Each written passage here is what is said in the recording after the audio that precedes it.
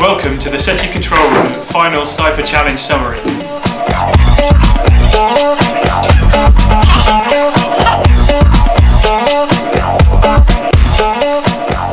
cipher from day one, we realised that was sent from the location of the Cygnus Loop supernova remnant. So this is a type 2 supernova which went off about 5,000 years ago. And these type of supernova are actually responsible for kind of seeding the universe with all the heavier elements. We saw the fusion chain on day one, so hydrogen being fused into helium, but a lot of the heavier elements that are in the universe are as a result of supernova. The aliens sent us, starting on day 2, they sent us some really fundamental physics. The sort of stuff that's going to be the same everywhere in the universe.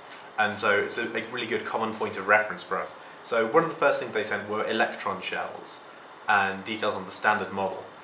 They sent us the pattern of electrons that would be in element 119, an element we've not yet managed to make on Earth. So that shows they are more advanced than us, that they sort of have, because we make elements like that in the LHC and particle accelerators. So it goes to show that what they have is beyond us. And they also showed a new particle in the standard model. The standard model describes the fundamental building blocks of everything.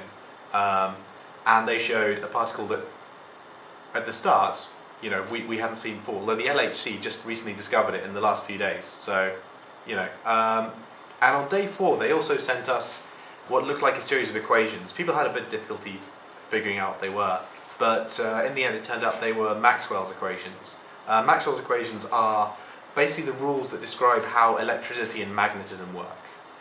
Fundamental forces that are really important all throughout the universe.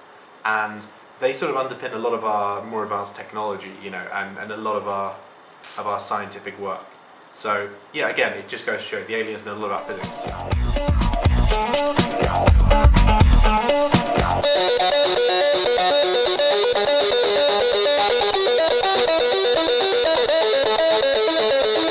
So, a big part of the cipher was all about the idea of panspermia.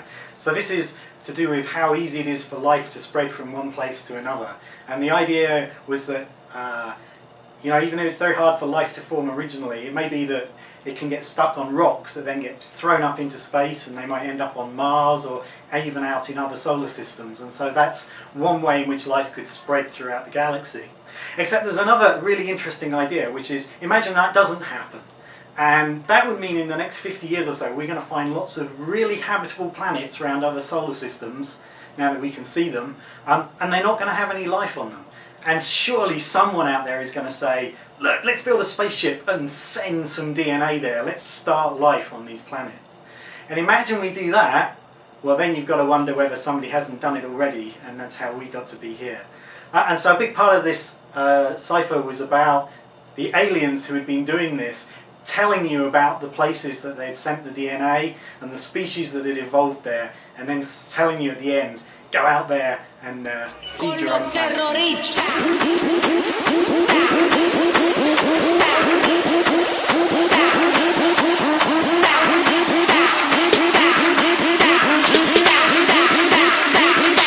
And do the Harlem Shake.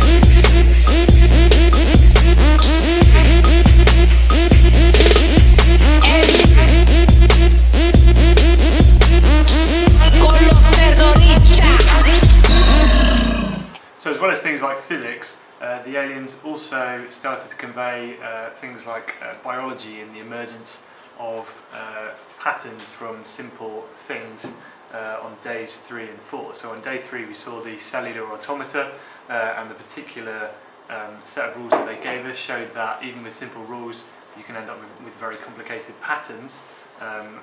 So chaos emerging even from very simple rules.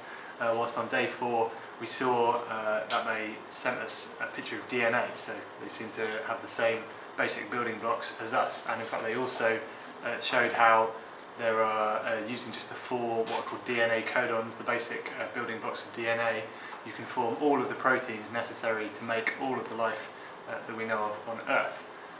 So lots of fundamental biology to show that actually, despite looking very different to us, biologically they seem to be very similar.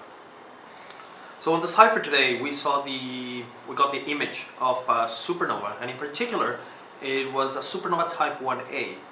It's really interesting that they choose these kind of supernovas to send, because we use them nowadays, astronomers, as probes because they always explode in the same way. They always have the same brightness. They explode because a white dwarf, the stellar remnant of a star, just like our own sun, after reaching a threshold, it cannot support its mass anymore, and it explodes. And because it always happens at the same time, these explosions are very uniform. And we have seen that these explosions happen all around the universe, and we use them as standard candles. And that's why we use them in cosmology, to measure the distance to faraway galaxies, and eventually measuring the age of the universe. One of the leading people, leading astronomers in supernova, it's Brian Schmidt, who was visiting Southampton a few months ago, and he visited because here at Southampton we have a great group working on supernovae.